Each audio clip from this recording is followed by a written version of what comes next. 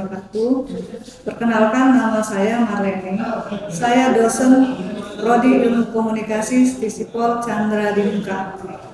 Saya pengampu mata kuliah Komunikasi Pemasaran dengan kode MKB 1219. Dalam mata kuliah Komunikasi Pemasaran ini, ada di sini capaian pembelajaran yang saya masukkan di dalam RPS Komunikasi Pemasaran tersebut, yaitu mengenai sikap, pengetahuan, keterampilan umum.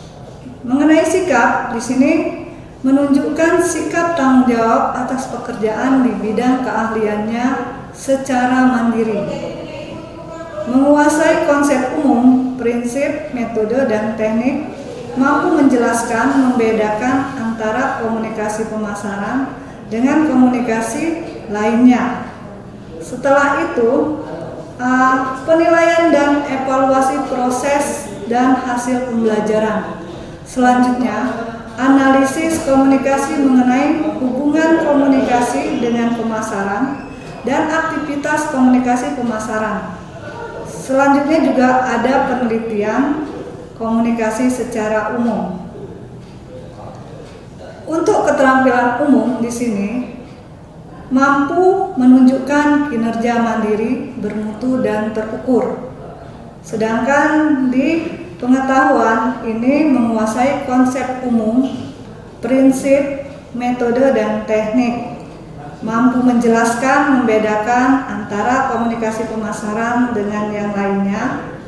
Adanya penilaian dan evaluasi proses dan hasil pembelajaran.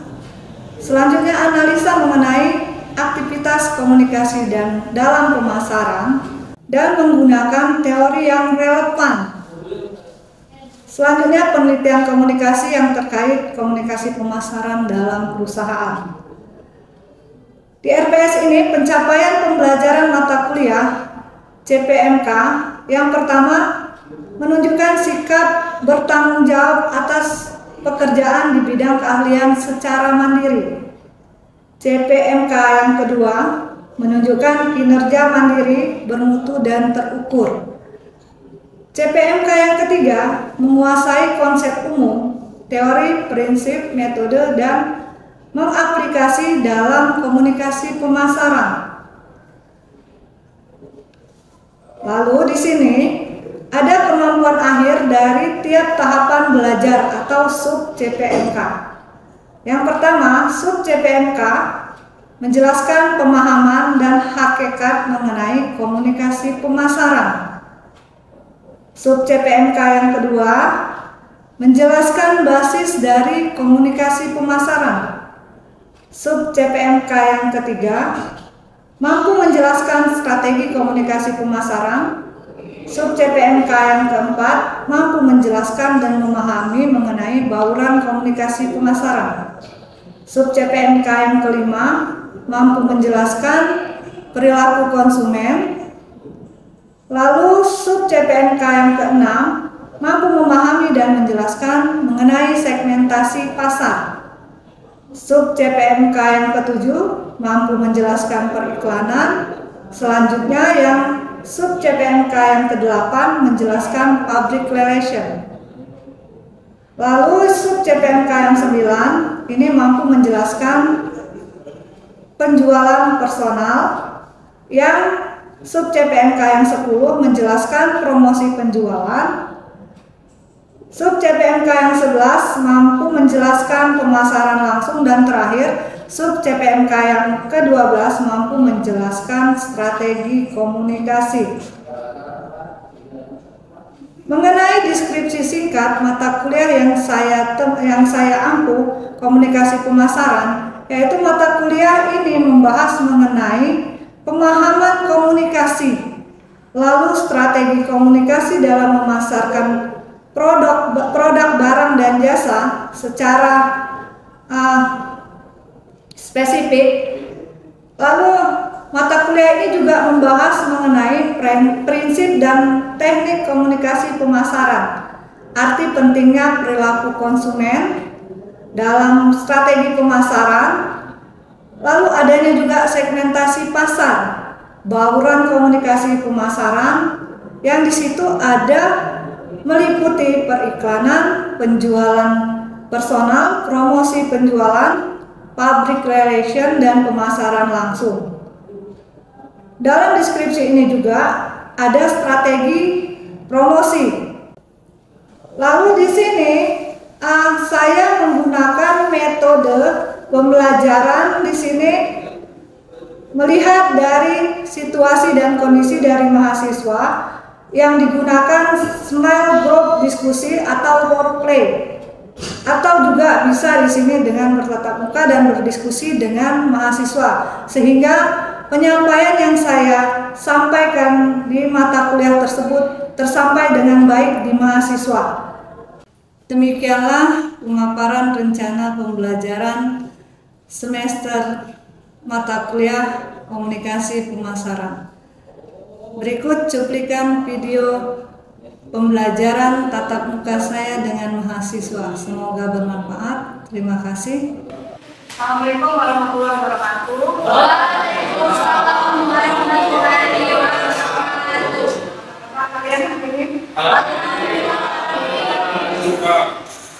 Ini kita akan mulai lagi materi komunikasi pemasaran. Sebelum dimulai materi kita hari ini, silakan kalian anak-anak mahasiswa berdoa dulu menurut kepercayaan kalian masing-masing. Silakan berdoa. Selesai. Alhamdulillah hari ini di pertemuan hari ini kita akan membahas materi komunikasi pemasaran. Sebelumnya Ibu menyampaikan materi yang sebelumnya, yaitu mengenai kaitannya dengan komunikasi. Siapa yang paham mengenai komunikasi di materi sebelumnya? Silakan. Belum?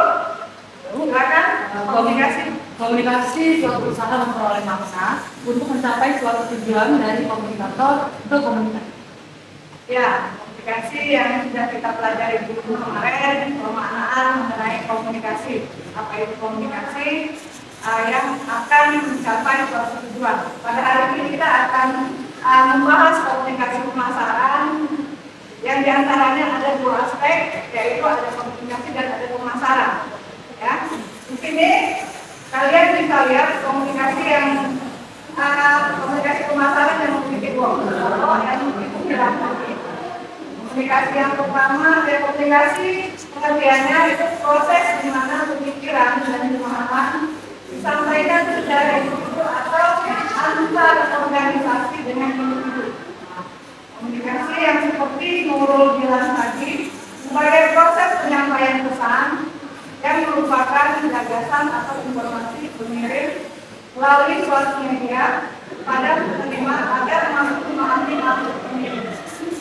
Lalu pengertian dari pemasaran bisa kita lihat di PowerPoint ini. Pemasaran yaitu perkumpulan kegiatan di mana perusahaan atau organisasi lainnya mengkasih nilai-nilai pertukaran tentang informasi produk, jasa dan ide antara mereka dengan pelanggannya.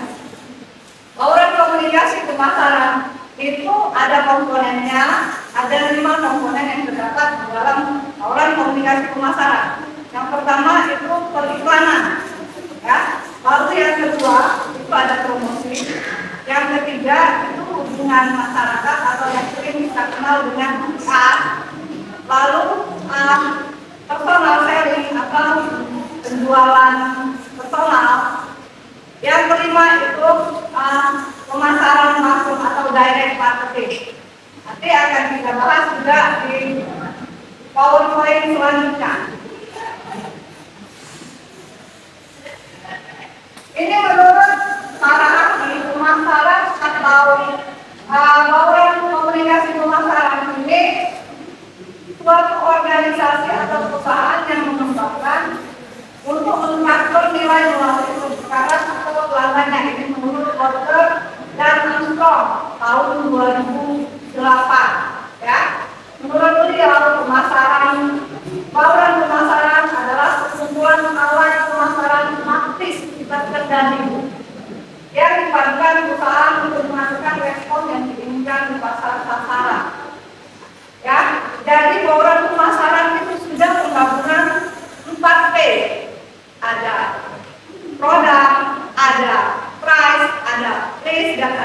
promosi. Ya. Selanjutnya ini gambar dari marketing mix yang Ibu bilang tadi. Ini ada produk, ada face, ada promosi dan ada price. Ini harus ada target pasar yang dituju, sasarannya atau segmentasinya, dan akan kita bahas nanti di materi berikutnya. Nah, sama halnya di sini sudah dijelaskan marketing mix terdiri dari 4 komponen yang disebutkan tadi. Ada 4 P. Produk, di sini ada price, ada place, dan ada promosi. Suatu barang di sini berarti ada kombinasi barang dan jasa yang ditawarkan oleh perusahaan. Ya. Terus harga, jumlah uang yang harus dibayarkan pelanggan untuk memperoleh produk tersebut. Lalu tempat di sini meliputi kegiatan perusahaan yang membuat produk yang tersedia bagi pelanggan yang disasar. Selanjutnya itu promosi, berupa aktivitas yang menyampaikan manfaat produk dan membujuk pelanggan untuk membelinya. Ini marketing mix tadi, ya. Selanjutnya bauran pemasaran ini tadi sudah dijelaskan, ada penggabungan dari 4P tadi, ya. 4P tadi digabungkan, dapat di sini adanya kerangka dari penjualan personal, di sini adanya iklan, humas atau public relation, promosi penjualan serta pemasaran langsung. Ini menurut para ahli juga M.A. Firmansa dalam bukunya Komunikasi Pemasaran 2020 menerapkan 5 alat promosi yang sudah dijelaskan tadi. Ya. Selanjutnya unsur-unsur bauran komunikasi pemasaran. Unsurnya yang pertama adanya iklan, adanya nanti promosi. Nah, iklan di sini menyajikan informasi non personal tentang produk. Iklan di sini bertujuan mempengaruhi citra atau keyakinan dan sikap konsumen terhadap produk dan merek, ya, serta perilaku konsumen. Iklan juga bisa dianggap manajemen citra, yaitu menciptakan dan menancapkan citra serta makna di benak konsumen. Iklan biasanya disampaikan melalui televisi, radio, media cetak, billboard, atau media lainnya seperti bauran udara atau di media internet. Jadi iklan itu berupa bagian dari bauran komunikasi pemasaran. Ya. Selanjutnya ada promosi penjualan. Promosi penjualan ini menunjukkan langsung kepada konsumen untuk membeli suatu produk. Promosi bisa dilakukan melalui program diskon.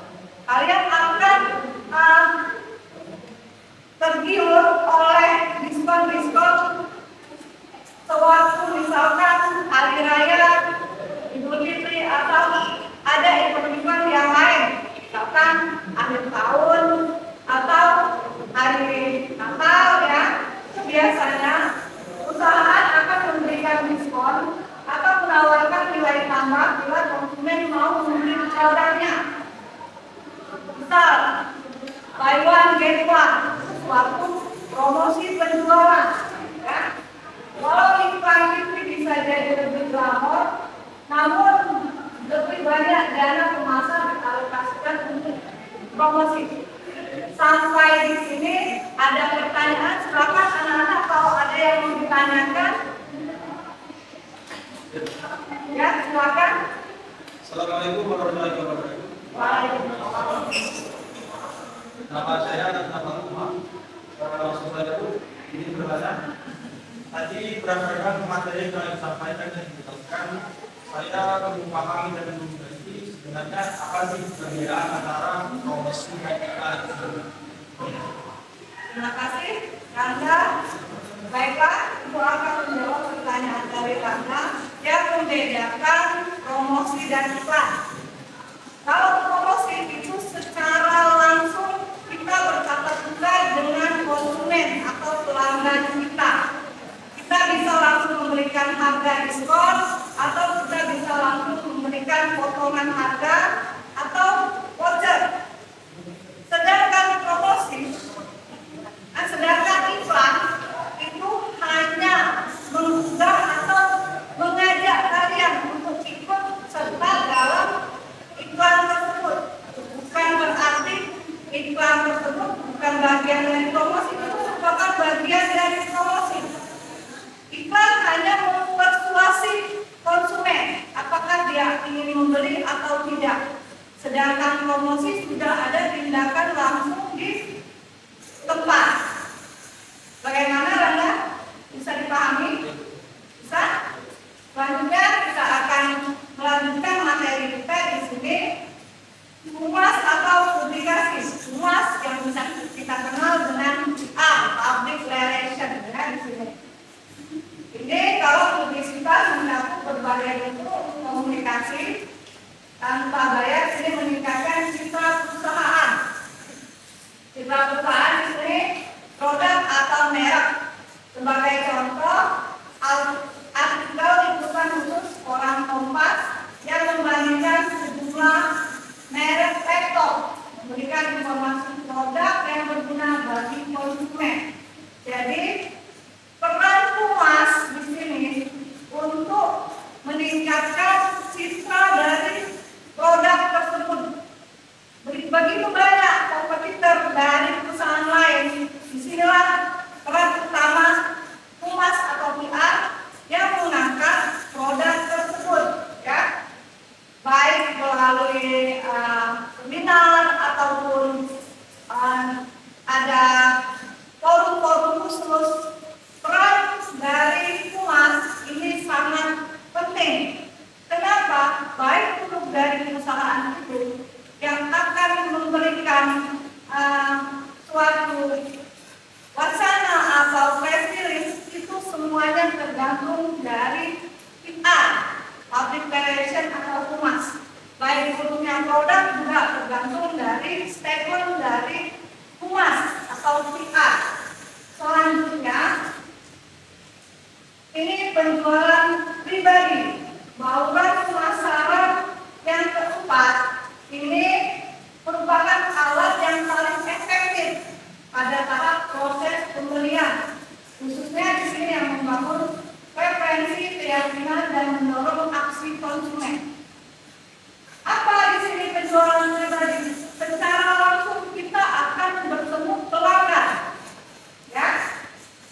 Lalu poin kelima di sini pemasaran langsung. Masuk di sini hubungan langsung dengan pelanggan yang ditargetkan secara tepat dengan tujuan mendapatkan tanggapan sesegera mungkin untuk menciptakan hubungan baik dengan pelanggan. Contoh dari pemasaran langsung ini, kita bisa mengetahui dari katalog, poster, atau yang sekarang lagi booming pembelanjaan online, ya, di TV Shopee atau Lazada atau Tokopedia, itu merupakan pemasaran langsung, di mana konsumen langsung berinteraksi dengan apa yang mereka butuhkan, produk yang mereka butuhkan. Selanjutnya,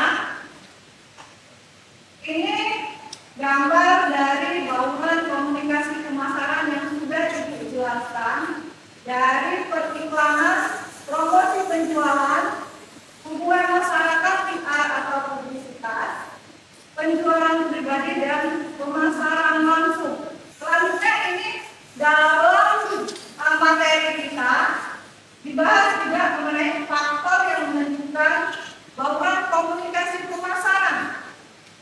Tapi sebelum ini Ibu mau bertanya dulu, sudah paham materi yang Ibu jelaskan dari periklanan, promosi, PR, pemasaran langsung penjualan personal.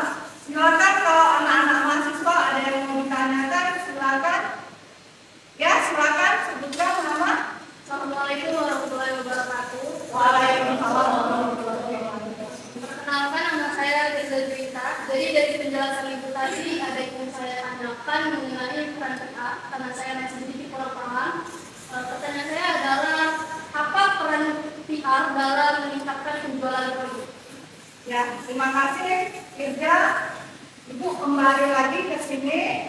Peran seorang dari PR untuk meningkatkan penjualan dari produk atau perusahaan yang di tempat mereka itu harus meningkatkan citra atau statement yang bagus di kalangan pelanggan, di kalangan masyarakat di situ, bahwa produk dan merek mereka itu sudah layak dikonsumsi atau layak dipergunakan oleh konsumen.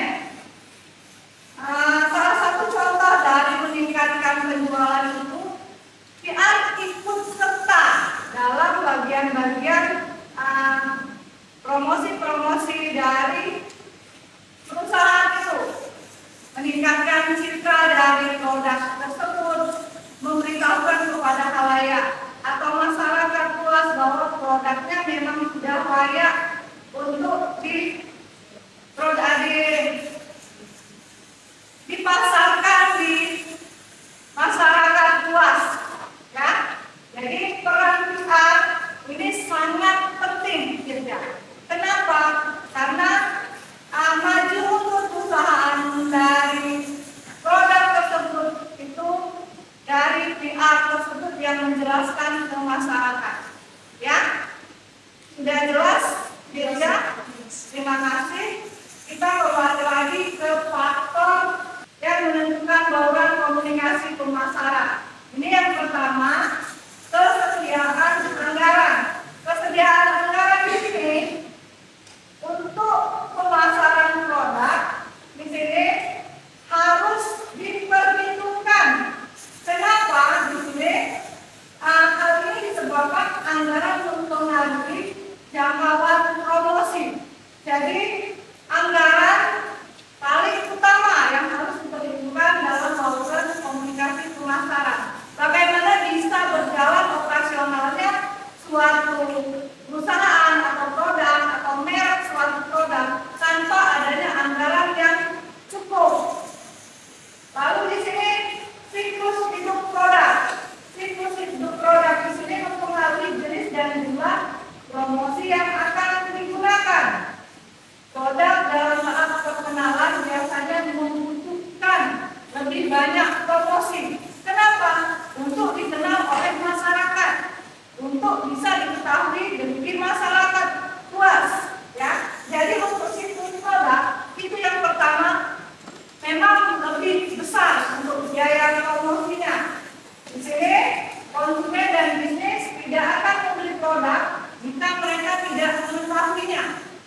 Ya, jadi faktor yang menentukan bauran komunikasi pemasaran ini diantaranya produk yang baru itu harus diperkenalkan ke masyarakat biar masyarakat mengetahui produk tersebut.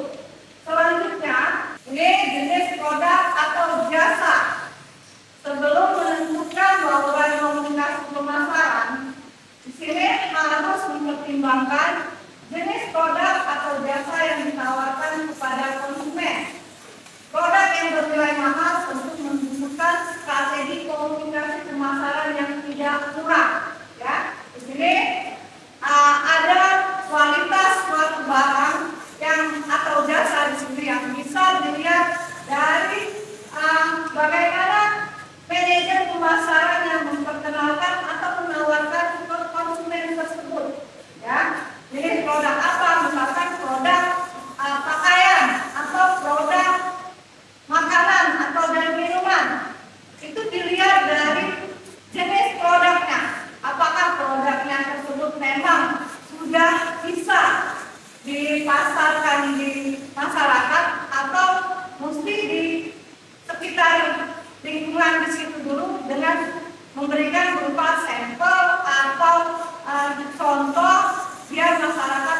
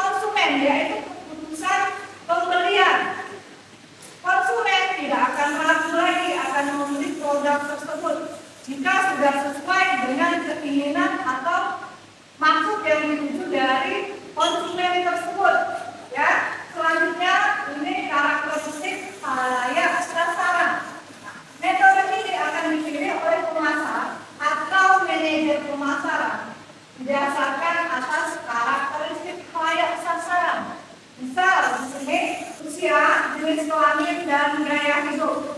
Ya.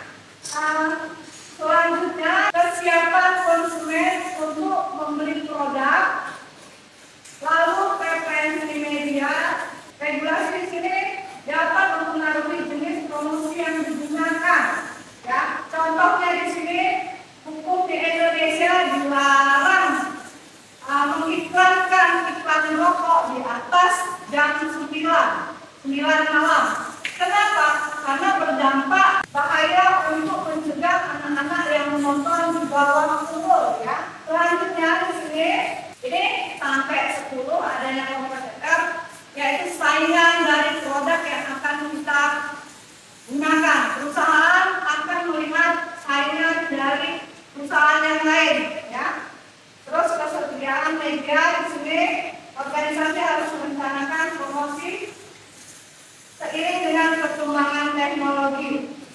Ini faktor-faktor dari bauran komunikasi pemasaran. Kita akan lanjutkan lagi di materi selanjutnya. Nanti ada pasar yang disasar, segmentasi yang akan kita tuju, terus pembahasan dari bauran pemasaran yang ada 5 komponen tadi. Kita akan lanjutkan di materi kita selanjutnya dan pertemuan kita selanjutnya. Mungkin itu saja materi yang disampaikan hari ini. Terima kasih atas perhatian anak-anak mahasiswa. Semoga kita sehat selalu dan tetap semangat untuk kuliah, untuk mencapai cita-cita kalian dan kesuksesan kalian.